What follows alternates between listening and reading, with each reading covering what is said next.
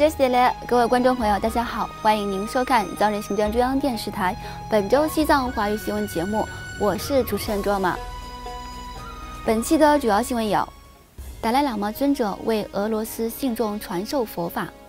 达赖喇嘛尊者在第26届联合国气候变化大会上发表声明。西藏阿坝僧人根登扎巴在服刑5年后获释。达赖喇嘛尊者和思政致函悼念远藏人士逝世。议长堪波索南丹培感谢美国篮球运动员支持西藏自由事业。第4届日内瓦论坛讨论第11世班禅喇嘛失踪问题。次仁强巴女士被授予荷兰骑士勋章。驻台湾办事处代表格桑坚参出席2021年蒙藏影展。墨西哥远藏团体在亡灵节纪念中共压迫下丧生的藏人。下面请看详细内容。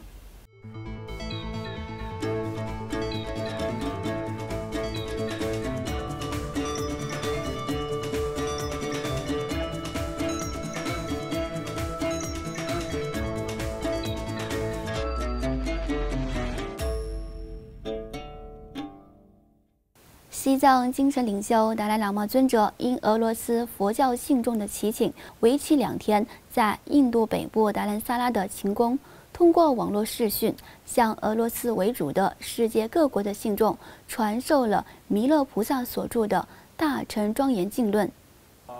在传授佛法之前，达赖喇嘛尊者回顾了西藏与蒙古在佛教传承方面的历史关系。并指出，在西藏的寺院中有许多著名的蒙古僧人和学者，特别有相当规模的蒙古僧人在国蒙寺为主的西藏寺院中学习。尊者还回忆了年轻时与一名蒙古学者学习英明学的经历，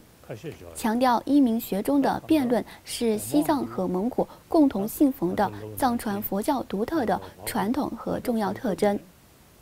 此外，达赖喇嘛尊者还于上周日10月31号在苏格兰召开的第26届联合国气候变化大会前夕，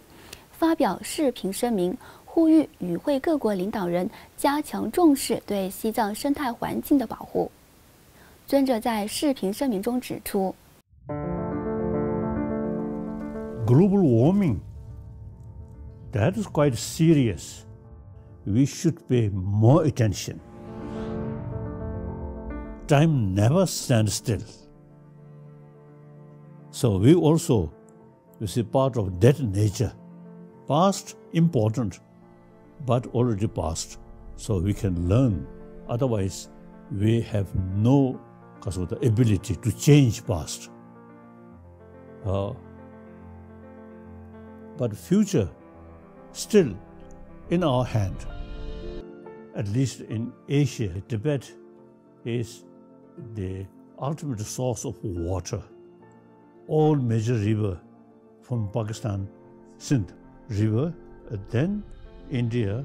of course, the Ganges River, and Brahmaputra, and China, Yellow River, and Vietnam, this area, Mekong River. You should pay more attention.Preservation of Tibetan ecology. This is not only interest for 6-7 million Tibetan, but whole sort of people in this area. 另外，尊者还发布了一份正式书面声明，强调每个人都有责任保护地球免受全球变暖和气候变化的影响。与此同时，一支由西藏环保人士组成的团队正在格拉斯哥代表西藏参加第26届联合国气候变化大会。该团队除了在大会上向各国领导人和与会代表提出西藏的环境问题外，还向知名环保人士和与会各国代表递交了为西藏环境采取行动的5点呼吁等相关传单。5点呼吁强调了青藏高原在全球气候变化中的重要性，并寻求与会的世界各国领导人将保护青藏高原的生态环境作为本次大会的主要议题。另据总部位于伦敦的自由西藏运动的报道，在中共监狱服刑5年后，于今年8月获释的西藏阿坝唐克镇索克藏寺45岁的僧人根敦扎巴，由于在狱中遭到酷刑折磨，导致出狱后健康状况不佳，而于近日在医院接受治疗。2015年8月24号，中共武装警察突袭唐克乡索克藏寺，该寺僧人根敦扎巴和罗桑七肉被中共当局指控在微信中发送敏感消息，以及将当地牧民抗议政府非法征地的消息传出境外为由，遭到拘捕。随后在2017年6月17号，被中共当局以煽动分裂国家及非法联系境外等罪名，分别判处5年和4年的有期徒刑。根敦扎巴于今年8月刑满获释，但因在狱中遭受酷刑折磨而身患疾病，被家属送往成都某医院接受治疗。此外，西藏精神领袖达赖喇嘛尊者和藏人行政中央领导人于近日相续对美国知名心理学家亚伦·贝克博士、英国支持西藏人士钱伯斯和印度喜马偕尔邦国大党资深领导人巴里先生的逝世表达悼念和慰问。美国知名的心理学家，被称之为当代认知行为疗法之父的亚伦·贝克博士，于本周一11月1号在美国的家中逝世，享年100岁。而自上世纪60年代以来就支持西藏的英国藏人协会前主席弗雷德里克·海德钱伯斯先生，于10月31号在伦敦的圣托马斯医院逝世，享年77岁。另一个不幸的消息是，印度喜马偕尔邦国大党资深领导人巴里先生于10月29号在德里的一家医院去世，享年67岁。另外，第17届西藏人民议会议长堪波索囊丹培代表西藏人民感谢美国国家篮球协会波士顿凯尔特人队的职业篮球运动员伊尼斯·凯特对西藏自由事业的支持，并呼吁他继续关注和支持西藏议题。伊尼斯·凯特在声援西藏的视频中指出 ，Tibet belongs to the Tibetan people, and I hope and believe Tibet will achieve independence. Brutal dictator of China, Xi Jinping, I have a message for you and your henchmen. I will say it again, again, and again, loud and clear. I hope you hear me. Free Tibet, free Tibet, free Tibet. 与此同时，由藏人行政中央于本周一11月1号在瑞士日内瓦召开的第4届日内瓦论坛上，与会各界代表就第11世班禅喇嘛失踪问题进行了深入的讨论，呼吁联合国向中国施压，敦促其立即释放第11世班禅喇嘛和他的家人。藏人行政中央司政边巴次仁在论坛第一天有关第11世班禅喇嘛失踪问题的专题会议上致辞时指出，中国政府劫持第11世班禅喇嘛的真正原因是为了确保他们顺利任命下一世达赖喇嘛。他进一步强调，以美国为主的许多西方国家都通过了决议，强调认证第15世达赖喇嘛的重要性。下一世达赖喇嘛的问题与班禅喇嘛遭强迫失踪的问题有很大的关联。其他与会嘉宾也相续对第11世班禅喇嘛失踪案件表达关注，并指出第11世班禅喇嘛的失踪不是一个侵犯权利的个案，而是作为对西藏人民文化和集体权利的侵犯，并呼吁联合国和全球各国的领导人敦促中国政府立即释放失踪26年之久的第11世班禅喇嘛冈登确锦尼玛和他的父母。今年的第4届日内瓦论坛聚焦于中心主题，即中国对经济、社会和文化权利侵犯。为期2天的论坛汇集了世界各国的人权专家、活动人士、学者、政府官员、外交官、智囊团体、民间团体和受影响团体的代表，监测和评估中共统治下各地区的人权状况，同时反击中国的虚假外宣，敦促中国改善其日益恶化的人权记录。在论坛第2天的会议上，荷兰知名国际法律专家迈克尔·范乌尔特博士通过国际法和历史研究的角度，与各界专家学者讨论了他的新书《西藏简报2020》。他指出，通过研究发现，在历史上的任何时期，西藏都不是中国的一部分，并详细谈到了西藏与蒙古和满清之间的关系。为期2天的第4届日内瓦论坛由藏人行政中央外交与新闻部和驻日内瓦办事处联合举办。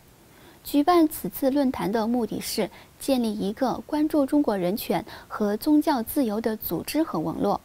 并协调努力挑战和改善中国的人权状况，期望加强主流媒体对中共统治下的偏远地区人权状况恶化的关注和讨论。此外，在日内瓦论坛圆满闭幕后，司政边巴次仁于本周三11月3号在日内瓦会见了联合国人权事务高级专员办事处的高级官员，并与美国驻联合国和其他国际组织代表团临时代办本杰明·莫林进行了会晤。